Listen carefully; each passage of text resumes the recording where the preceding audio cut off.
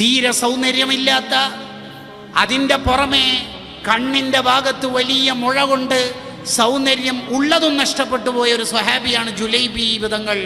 ആ ജുലൈബ് തങ്ങളോട് റസൂൽ ചോദിച്ചല്ലോ, അലാ തതസവ്വജി യാ ജുലൈബീബ്, ജുലൈബീബ് മംഗലം കഴിക്കണില്ലേ മോനെ? കാലങ്ങളോളമുള്ള സങ്കടം പൊട്ടിപ്പോയി, കണ്ണിന്ന് തുരുതുരാ വെള്ളം വരാൻ തുടങ്ങി. ആര് കെട്ടിച്ചേരാൻ? പാപ്പർ സൂട്ടായ ജുലൈബിനൊക്കെ ആര് കെട്ടിച്ചേരാൻ നബിയെ? പിന്നെ റസൂലുള്ളാഹിന്റെ ചോദ്യം, പിന്നെ ഞാനെന്തിനാന്ന് കണ്ടോ? മദീനയിലെ ഏറ്റവും പണക്കാരനായ അൻസ്വാരിയുടെ ഏറ്റവും സുന്ദരിയായ മോളെ കെട്ടിച്ചു കൊടുത്തില്ലേ? അതാ ശരിക്കും ഈ ബിലാൽ അങ്ങക്ക് റസൂലുള്ളാഹി വഫാത്തായപ്പോൾ മദീനയിൽ നിൽക്കാൻ കഴിയാതെ ഒളിച്ചോടി പോണത്, ഓടിപ്പോണത്. എന്നെ കൊണ്ടാവില്ല മദീനയിൽ നിൽക്കാൻ, എന്നെക്കൊണ്ടാവില്ല